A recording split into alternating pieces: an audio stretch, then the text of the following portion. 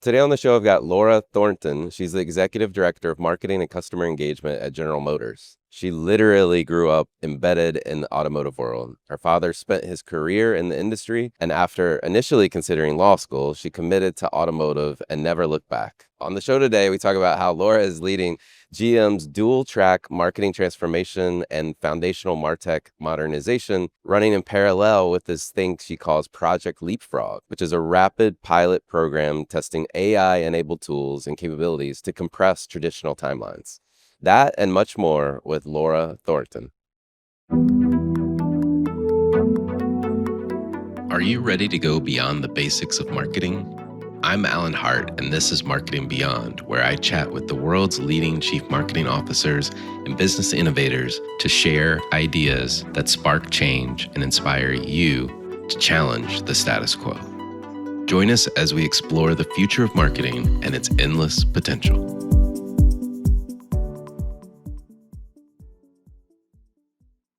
Well, Laura, welcome to the show. Thank you, Alan. Happy to be here. Yeah. Before we get into business, you literally grew up in the auto business, right? Tell me Yes. more about that. Yes, I did. So I'm one of those stories where generational automotive in my family. So grandparents, grandfathers who both worked in the auto industry, one who worked in tool and die and manufacturing, and the other who worked on the line. My dad, 43 years at Chrysler, now Stellantis, retired from there. And kind of always knew it was going to be something that I was interested in, but I sort of fell into it after college and haven't looked back. All Loved right. every minute of it. Well, where did you get your first start? Because you're now, if I got this right, you're the executive director for marketing at General Motors. Yes, executive director for customer engagement. Started at the bottom, literally. I remember getting my first job supporting automotive on the agency side and working as an account coordinator. And for anyone listening or those of you who have done that, it was literally a playpen, a corporate playpen of 50 of us just running routers around the agency, getting approvals and learning the business from the bottom up. And it was such a rewarding experience because you learn about client service, you learn about complex personalities in the agency. And I really learned how to love to work at that point. I grew up in the agency side, in leadership positions, learned how to lead teams, really support clients and think strategically about the problems that they were solving. And then made the jump over to the client side about 10 years ago. And I've been with General Motors ever since. I've been in successive roles there, leading teams both from kind of a business marketing perspective on the OnStar side and now in customer engagement. And it's been an amazing experience. Anyone considering making the jump to client side, it's very rewarding depending on the client. And I've had a great time along the way. Yeah. Professional services to client side. It's rewarding. Yeah. Is it fun being the client now, telling the other folks what to do? Yeah. So I got to a point on the agency side where I would sit across the table from my clients and provide them recommendations and ideas and strategic thinking. And then it would be on them to figure out what they wanted to do with that. And I was like, I want to be the one on the other side of the table. I want to be the one making the decision. And so I think I had grown confident enough in my own skills at that point where I knew I could take that leap, with the right support around me, make good decisions. And it's wonderful. It can be stressful. It can be high pressure, but I love every minute of it. That's awesome. Well, tell me a little bit about your team and scope, if you will, around customer engagement. Yeah. So we're a newer team. I'd say we've been around for about a year and a half inside of GM. I lead all of essentially owned customer communications. We call it from insights to action across the customer journey. So when a known customer is starting to come back into the shopping process, as they buy their vehicle, get onboarded, and continue through their ownership journey, my team leads all the communication strategies, all the insight development, and end activation, which includes leveraging all of the MarTech and tools that our partners in product build for us. Gotcha. And I hear you are driving quite a bit of transformation, both just marketing in general, but also the MarTech stack. You've got an interesting, when we talked before, an interesting approach of challenging the status quo. So tell me, like, what does the transformation look Yeah. like, and what's the essence of it? But then what about the status quo? Point blank, leading a CRM team can be quite antiquated. And with all the modern technology that's out there now, it shouldn't be at all. And about a year ago, I was here at Adobe Summit and met with partners and had a new agency that we had just onboarded. And we were just on the cusp of some Adobe tech kind of onboarding and transformation. And we were sort of walking around this very summit hall thinking to ourselves, what could we do that isn't linear? And I think a lot of times as users of technology, we think about tech adoption in a linear way. And we're like, okay, we got to go through steps A, B, and C to get to an end outcome. We walked out and we said, what if we could just leapfrog ourselves in certain areas and completely bypass what the normal steps of progress would look like? And try some net new things that are just completely out of the norm, completely out of process in our normal ways of working, and see what we can come up with. I love it. Well, where did you get started on this transformation? Yeah, so we quite literally coined a term, Project Leapfrog. We organized a team around it. We found like-minded individuals from inside the company and outside of the company in our partner areas. And we just started to build a list of ideas and a backlog of things that we could test or learn or try. And said, okay, what are the really easy, low-hanging fruit, low risk, low entry point things that we could try as a team? And just started. And we started meeting weekly and we started giving teams the empowerment to try and to fail and to test and not have it interrupt kind of the day-to-day of how we work, have it kind of live completely outside of the core. And that's how it's been running since. Okay.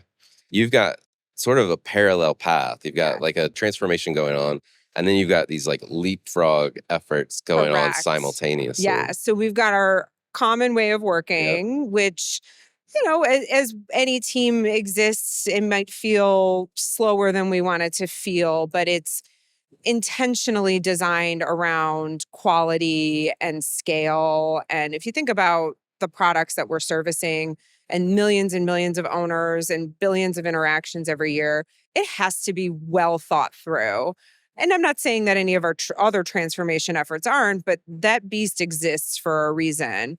The leapfrog efforts are more like low entry, low risk, smaller things that test how we could potentially break the norms in very specific areas of how we work. So, for example, Adobe brought to us their Gen Studio product, which is an AI-driven email creation tool. And we said, okay, we've got an email that needs to go out maybe in a couple of months.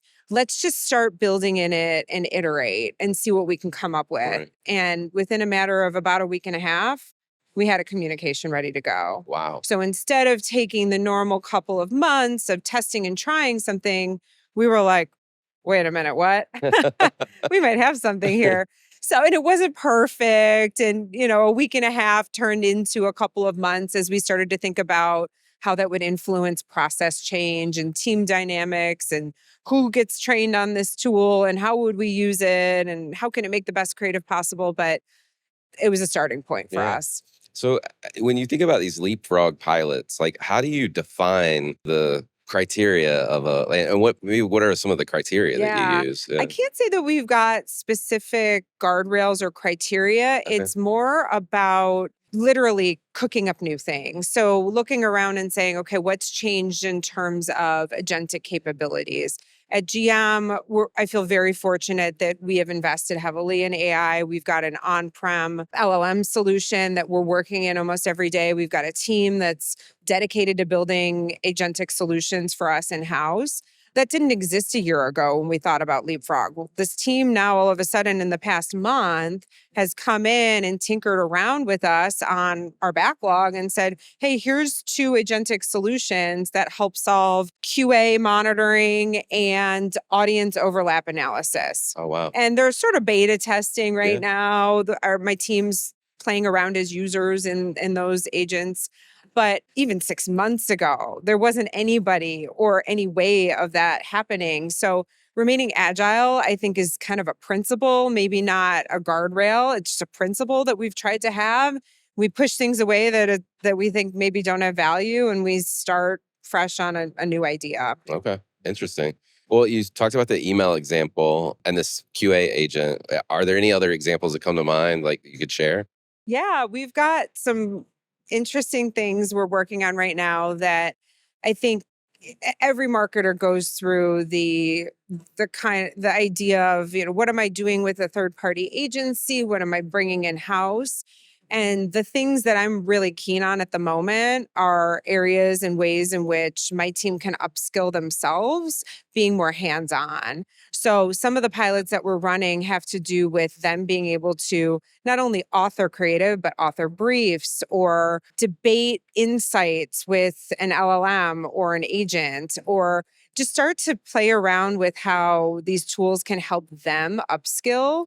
There's an interesting concept out there around human-centered AI, and I'm very, very interested in the robots not taking over, but us becoming better as individuals and making sure that my team has the skills in order to do that. And so a lot of it's like democratizing some of these little pilots and saying, hey, go try, see what you come up with, and then have them bring back solutions, examples, whatever it might be. I gotcha. Well, if you were going to tell like your peers outside of GM, they're headed on a transformation journey, like what lessons would you share with them, either about transformation in general or this notion of like leapfrogging? Taking risks is something that can feel very daunting. And as marketers, we have to be open to trying and testing new things. So that has to be fundamental. I'm fortunate to live in a culture inside of General Motors where risk taking, testing, and learning is just a part of our modern marketing DNA. So if you're out there and you don't have a team or a leader who's championing that, just keep working at it, keep trying, keep doing science experiments, try things that you think might have parallels in your world. Yeah. And if you do have a leadership team or a corporate environment that is championing this, just go. There's no science or right equation to getting this right. You just have to create the environment for people to feel confident and empowered to try new things, really. I love it. One of the things we love to do is get to know you a little bit better. We know how you grew up in the industry, surrounded by the industry. Has there been an experience of your past that makes up who you are today? I would say, coming back to the example of coming over to the client side of the business, that was a big risk and a big change in my career plan and path. I would say I always knew that was what I wanted to do, but it wasn't easy to get there. I share this example a lot with people who I'm coaching and mentoring as well. Sometimes the jobs that you don't get can really define where you go. And I look back at opportunities that I might have been really passionate about, or I thought it was the perfect job for me and it didn't work out. And it could have crushed my spirits, but I use those opportunities as learning events to say, okay, everything happens for a reason. There's a reason why that didn't work out. Onward to the next thing. And good work will pay off and I'll get to where I want to be. And I hate to say trust the process, but there is a little bit of that in your career. And I think that's defined me, is not getting bogged down in times when I was told no or jobs I didn't get. Just staying on a path and saying, I'm just going to keep doing good work and results will follow. I love it. Well, if you were looking back, what advice would you give young Laura? Confidence is something, especially in marketing, that is hard to find authentically.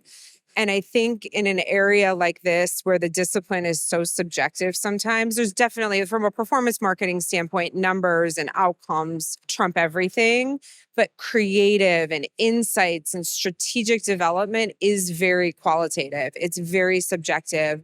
And learning to find your voice at a young age in this industry can be very hard. I think I would look back at myself and say, just keep working at it, Yeah. keep finding your voice, keep trying to become confident in practicing creative reviews, practicing pitching to clients, practicing authoring a strategy, and just try and try again and fail and be okay with that, because those things stick with you long term and they're what will set you apart in the end. I love that. Well, is there anything you're trying to learn more about right now? Change management, leadership. It's inherent in what we're doing as marketers right now, especially as things are changing so dynamically. And we have teams of people that are looking up at us as leaders and saying, how do I do this? Like, give me literally a blueprint for change. And so I'm trying to figure out how to make sure I can galvanize entire teams and organization around change and feeling comfortable in it and feeling like it's going to benefit them and not take away from them. Yeah. So that whole idea of change management, thriving through change, leadership culture like that, uh, Yeah. it's everything for us right now, for me at least. Yeah. That notion of change management right now in this moment, we've always had change, Mhm. but I don't think at the velocity No. that we have it right now. I mean, it's noticeable, like very noticeable. It's very noticeable. And companies who are newer in the digital age are being forced through it as well. So nobody is out ahead of this at the moment. For us, it's not an arms race. It's more like who can create the culture for teams to again thrive through this type of change and create the cultural norms where people can test and fail and not feel like they're going to get fired for it, not Right. feel like they're going to lose their job because they came up with an AI solution that does a portion of what they do. Like, Right. people have to feel good about this. And that's a tough thing to get right. Ultimately, at the end of the day, the business outcomes are what we're looking for, but the people are what sit in the middle of that. And I'm very keen on that being a positive environment. If you look out in the world, marketers tend to be curious people. Yes. Like, what are you curious about right now? Oh, I'm curious about this transition to, despite everything we just talked about at AI and automation and all that, analog experiences. So there's a little bit of a macro trend around a return to that. I think it's a little coming out of post-pandemic world where we were all virtual everything. People are starting to crave more of that. I find that in my personal life a lot right now, where we're like, let's actually go to happy hour. Maybe we're going to start a book club, like old Right. fashioned things are Yeah. cool again. So I also think there's something around walking away from digital experiences and valuing more human connections in brands, in experience delivery, and how brands are behaving in general. There's something that we've got to figure out how to get right there. I even had an experience the other day, and I'm not going to say what brand it was with, but it was a very frustrating AI interaction Right. where I didn't know how to prompt it properly because I didn't know what I was looking for. They didn't know how to service me, and then I couldn't actually get to a human. And I was like, but I know if I could just talk to somebody, we could figure this out. Right. So there's something we have to thread. I'm very curious about brands like General Motors, where it is a high touch. Buying a car is high touch, but we want to augment with digital. So yeah, Yeah. figuring that out is high on my list. Not losing our humanity in the Yes, process. yes. Okay. All right. I like it. Yes. What's the largest opportunity or potential threat that you see for marketers on the horizon? Not being able to change fast enough, not being able to keep up with this pace. And that can create, I do think, some undue pressure. A lot of what's going on right now, we almost have to watch and see in some areas, which is why, again, coming back to the leapfrog idea, setting aside some tests to tinker around with while protecting your core, while all of this gets sorted out. Not that someone's got a magic answer to everything that's happening right now, but the industry is changing rapidly. And if we overreact and overchange or change in the wrong ways at scale, it might have the opposite effect. So a little bit of like caution in some areas Right. while also taking risks is what I see happening out there. Maybe use a car analogy, pump the brakes a little Yeah, bit every pump the once in a brakes a while. little bit. Yeah, yeah, We are at a Adobe Summit. yeah. AI is all around us. So if Mhm. you had your choice, what would you have an LLM or an agent do for you? Okay, so in my personal life, I like to garden. I like to do things around my house I basically have rooms that I'm like, okay, I hate this room now. I want to change it again. Interior design type stuff. Something that would just literally tell me exactly what to do. And there's some interesting tools emerging there, but there's nothing perfect yet. And I would love something that's better out there. And from a professional standpoint, one of the toughest things that I think any marketer works on is product naming. Yes. It's so subjective. And I would love something that's just a name my product agent that just comes back with a recommendation that anticipates every single human that I'm about to walk into a room with point of view and then tells me the perfect answer. It would That- save me a lot of time. That's funny. That's funny. Maybe you could build little agents for all those stakeholders and then have them debate with each other Yeah. with your agent and Yeah, then just come there out we with the go. Oh, I answer. love that idea. That's great. And then I can go pitch and Yeah. be a superstar. Like, yeah, you are already a superstar, but yes, you could be a whole nother class of superstar. Oh, yeah, well, that would be a good one. well, Laura, thank you for coming on the show. Thank you, Alan, for having me. It's been a pleasure.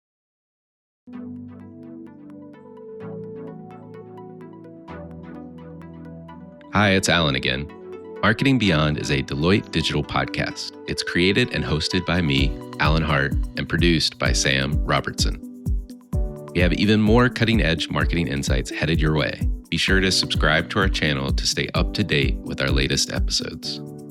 I love hearing from listeners. Share your thoughts about the episode, the topic covered, or the show by commenting on this video or emailing me at marketingbeyond@deloitte.com. If you're interested in more conversations with industry visionaries, we invite you to explore other Deloitte Digital podcasts at deloittedigital.com/US/podcast. There you'll find the Marketing Beyond webpage with complete show notes and links to what we discussed in the episode today. I'm Alan Hart, and this is Marketing Beyond.